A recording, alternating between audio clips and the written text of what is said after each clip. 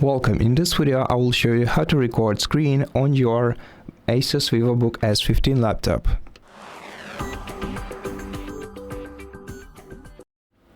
To start a screen recording, first we're gonna have to enable the capture toolbar on our device's screen, and to do that we can either press the print screen button that is located in the top row of your device's keyboard right next to F12 button.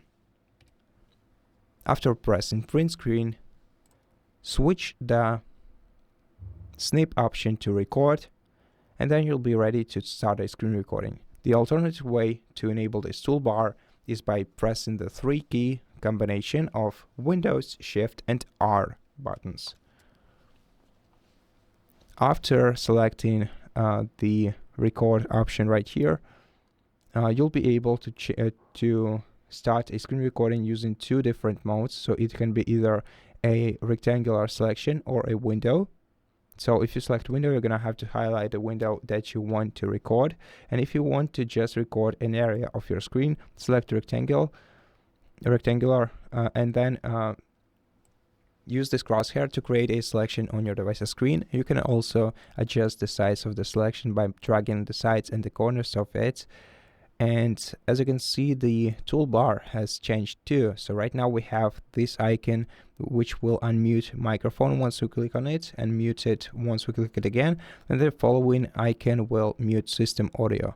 To start a screen recording, just click start, then wait for 3 seconds, and in 3 seconds the recording will start. Now allow this application to use your microphone if you're starting it for the first time. And right now, using this toolbar, we can pause the recording by clicking pause icon and resume it afterwards. We can stop and save the recording by clicking the red square icon.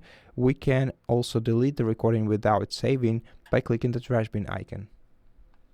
So right now everything that happens within this selected area will be shown on the recording when it's finished. So let's stop the recording, and after we stop the recording, we'll be able to review it fully in this window.